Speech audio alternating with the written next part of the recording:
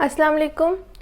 आज का हमारा टॉपिक है रिप्रोडक्शन। लेक्चर को स्टार्ट करने से पहले मैं बताती चलूँ कि आप मेरे चैनल तेरी डोज ऑफ एजुकेशन को लाइक करें, शेयर करें और सब्सक्राइब करें और बेल आइकन पर क्लिक करके ऑल वीडियोस को सिलेक्ट करें ताकि आपको नए आने वाली वीडियोस की नोटिफिकेशन मिलती रहे।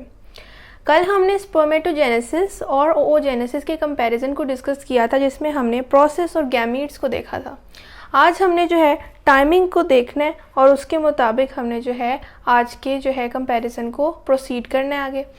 अगर हम बात करें टाइमिंग की, तो टाइमिंग आज हमारा मेन जो है वो थर्ड जो है मेन टॉपिक है, जिसके मुताबिक बिगिनिंग ऑफ प्रोसेस अगर देखा जाए स्पर्मेटोजेनेसिस और ओओजेनेसिस का कंपैरिजन में, तो स्पर्मेटोजेनेसिस में जो ये प्रोसेस ये जो बिगिन होता है इन मेल, वो एट प्यूबर्टी है। मींस के स्पर्म्स जो हैं वो एट प्यूबर्टी मींस 12 और 14 की एज में जाके जो है मेल पर्सन जो है वो उसमें स्पर्मेटोजेनेसिस का प्रोसेस स्टार्ट हो जाता है और वो प्यूबर्टी के लेवल तक पहुंच चुका होता है। अब यहाँ सवाल ये पैदा होता है कि टेस्टोस्टेरोन जो है क्या पहले नहीं बन रहा था, क्योंकि वही सब इनिशिएट करवाता है एक हार्मोन। लेकिन इसका जवाब ये है कि टेस्टोस्टेरोन हमारी जो है वो मेल की बॉडी की बात की जाए तो उसमें बनता रहता है, लेकिन बिफोर प्यूबर्टी वो सिर्फ रिप्रोडक्टिव ऑर्गन्स की डेवलपमेंट कर रहा होता है और बाद में स्पर्मेटोजेनेसिस का प्रोसेस शुरू हो जाता है और उसमें सेकेंडरी सेक्स कैरेक्टरिस्टिक्स जो हैं वो आना शुरू हो जाती हैं मेल में। तो इसीलिए एट प्यूबर्टी जो है ये बिगिन होता है ये प्रोसेस स्पर्मेटोजेनेसिस, और ओजेनेसिस जो है ये बिगिन होता है ड्यूरिंग फीटल डेवलपमेंट। मींस कि मैंने आपको बताया था प्रीवियस लेक्चर में भी कि मियोसिस 2 जो फीमेल में हो रही होती है उसकी स्टेज मेटाफेज 2 पर जाकर जो है वो फर्दर जो है प्रोसेस कंटिन्यू नहीं रहता, वहाँ पर स्टॉप हो जाता है और तब तक स्टॉप रहता है जब तक एग की फर्टिलाइजेशन नहीं हो जाती, और जब एग फर्टिलाइज हो जाता है तब ओजेनेसिस का प्रोसेस फर्दर प्रोसीड करता है। इसीलिए बिगिनिंग ऑफ प्रोसेस को लिखा हुआ है ड्यूरिंग फीटल डेवलपमेंट। हमारा सेकेंड पॉइंट है गैमीट फॉर्मेशन। गैमीट फॉर्मेशन जो है वो मेल के केस में स्पर्मेटोजेनेसिस कंटिन्यूस रहते हैं। मींस के स्पर्म जो है वो बनते रहते हैं, कंटिन्यूस प्रोसेस है, क्योंकि इसकी एक वजह ये भी है कि पोलर बॉडी नहीं बनती। मियोसिस 1 में बात की जाए तो भी 2 जो है वो स्पर्मेटोसाइट्स बनेंगे, और अगर हम मियोसिस 2 की बात की जाए तो 4 जो है वो स्पर्म्स बनते हैं जो कि डिफ्रेंशिएट होते हैं स्पर्मेटिड से। तो ये प्रोसेस कंटिन्यूस रहता है, इसलिए मिलियंस की फॉर्म में जो है ये स्पर्म्स प्रोड्यूस होते हैं। जबकि ओजेनेसिस में गैमेट फॉर्मेशन जो है वो थ्रू मंथली एक्टिविटी होती है। मंथली एक्टिविटी के बाद जो है एक एग जो है हर मंथ जो है वो फीमेल की बॉडी में जो है वो प्रोड्यूस होता है। गैमेट रिलीज, अब जाहिर है ये दोनों जो है आपस में कोरिलेटेड है एक दूसरे से, कि अगर गैमेट फॉर्मेशन कंटिन्यूस है तो गैमेट रिलीज भी किसी भी वक्त हो सकते हैं स्पर्मेटोजेनेसिस की बात की जाए तो। लेकिन ओजेनेसिस में बात की जाए तो एग जो है वंस इन अ मंथ जो है वो रिलीज़ होगा। तो ये जो है दोनों आपस में रिलेटेड है, तो इसको समझ लिया तो इसको समझना इतना मुश्किल नहीं है। एंड ऑफ प्रोसेस की बात की जाए, क्योंकि सारे मेन प्रोसेसेस हम पढ़ चुके हैं, अब हमारा एंड जो है प्रोसेस वो देखते हैं कि स्पर्मेटोजेनेसिस जो है लाइफ लॉन्ग रहेगा, ये कभी ख़त्म नहीं होगा अगर एक हम नॉर्मल मेल की बात करें तो। वरना काफ़ी फैक्टर्स हैं जो इसमें जो है वो काफ़ी जो है चेंजेस या कुछ भी जो है वो कॉज कर सकते हैं। स्टॉप भी हो सकता है या हमारे गैमेट का जो रिलीज़ वाला प्रोसेस है ये स्लो डाउन भी हो सकता है। बड़े फैक्टर्स हैं, यहाँ तक कि स्ट्रेस भी इसमें इंक्लूड है इस फैक्टर में। जबकि ओजेनेसिस जो है वो स्टॉप हो जाती है एट मेनापॉज। मेनापॉज क्या है? जब फीमेल जो है usually at the age of 55 जब बूढ़ी हो जाती है, उसके बाद उसमें एग की फॉर्मेशन नहीं होती, उस केस में जो है मेंस्ट्रुअल साइकिल स्टॉप हो जाता है और ऐसी स्टेज को हम मेनापॉज कहते हैं। और उस वक्त ओजेनेसिस का प्रोसेस एक फीमेल, एक पर्टिकुलर एक नॉर्मल फर्टाइल फीमेल की बॉडी में ओजेनेसिस का प्रोसेस एंड हो जाता है। तो ये हमारे टाइमिंग के कुछ रिलेटेड पॉइंट्स थे जिनको हमने मज़ीद डिस्कस किया। अब हम हार्मोन्स की तरफ आते हैं जो कि इन दोनों प्रोसेसेस में शामिल है। तो अब हम बात करते हैं मेन हार्मोन्स की, क्योंकि हार्मोन्स का हमारी बॉडी में बहुत इंपॉर्टेंट रोल होता है। तो स्पर्मेटोजेनेसिस और ओजेनेसिस जैसे हमारे पास 2 मैकेनिज़्म हैं। अगर हम बात करें रिप्रोडक्शन के जो है रिलेटेड अगर हम बात करें तो ये हमारे जो हैं वो स्पर्म्स और एग की प्रोडक्शन करते हैं। जर्म सेल्स बॉडी में प्रोड्यूस करवाने का ये एक मैकेनिज़्म है। तो इसमें हार्मोन्स का क्या रोल है इसको हमने स्टडी करना है। तो स्पर्मेटोजेनेसिस के केस में हमारे पास 3 हार्मोन्स हैं। एक से तो हम जो हैं वो फेमिलियर हैं, टेस्टोस्टेरोन, जो कि मेल में पहले प्यूबर्टी से पहले डेवलपमेंट करता है किसकी, ऑफ रिप्रोडक्टिव ऑर्गन्स, और बाद में क्या करता है, उसके बाद जो है वो प्यूबर्टी के बाद अगर बात की जाए तो ये हार्मोन क्या करता है, वो सेकेंडरी जो है वो करेक्टरिस्टिक्स मेल में प्रोड्यूस करवाता है, जैसे कि कोर्सनेस ऑफ वॉइस और जो है स्किन पर जो है हेयर्स का जो आ जाना, वो सारी कंडीशंस, जिससे पता लगे कि एक पर्टिकुलर मेल जो है वो यंग है और प्यूबर्टी के लेवल तक पहुंच चुका है। तो ICSH की बात की जाए तो it stands for interstitial cell stimulating hormone.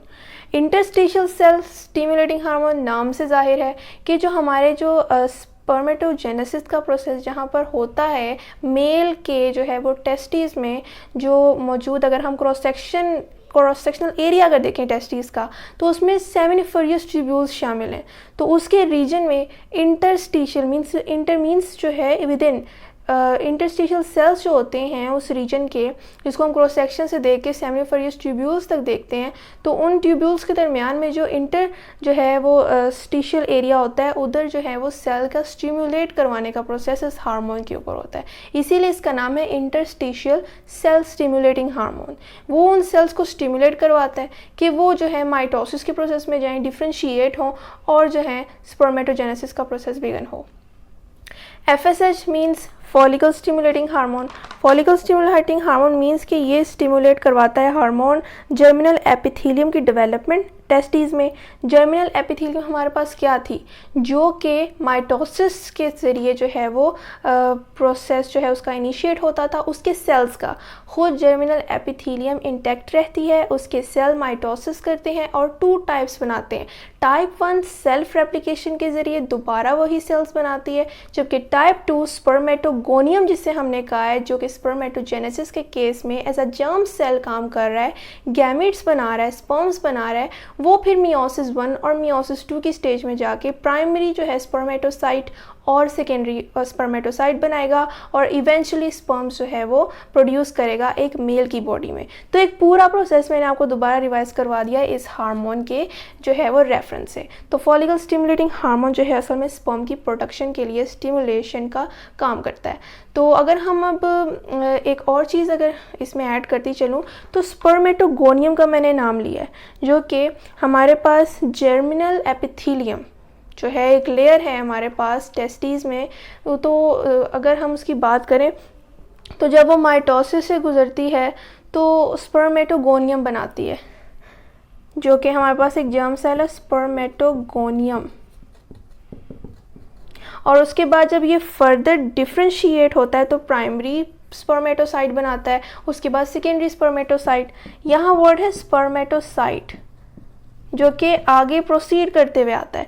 तो इन दोनों में फ़र्क क्या है ये भी जान लें कि स्पर्मेटोगोनियम जो है और इसमें और स्पर्मेटोसाइट में फ़र्क ये है कि स्पर्मेटोगोनियम जब भी डिवाइड करेगा तो ये माइटोसिस के ज़रिए डिवाइड करेगा, जबकि स्पर्मेटोसाइट जब डिवाइड करेगा तो फिर वो मियोसिस के ज़रिए डिवाइड करेगा। तो ये इन दोनों में वाज़िया फ़र्क है और ये हमारे पास ज़्यादा जर्म सेल है इन स्पर्मेटोजेनेसिस। अगर हम ओजेनेसिस की बात करें और उसके मेन हार्मोन्स की बात करें तो एस्ट्रोजन, जिस तरह टेस्टोस्टेरोन सेकेंडरी कैरेक्टरिस्टिक्स मेल में जो है वो प्रोड्यूस करवाता है, उसी तरह फीमेल में जो सेकेंडरी कैरेक्टरिस्टिक्स हैं एस्ट्रोजन वो प्रोड्यूस करवाता है, जैसे कि डेवलपमेंट ऑफ ब्रेस्ट एक्सेट्रा।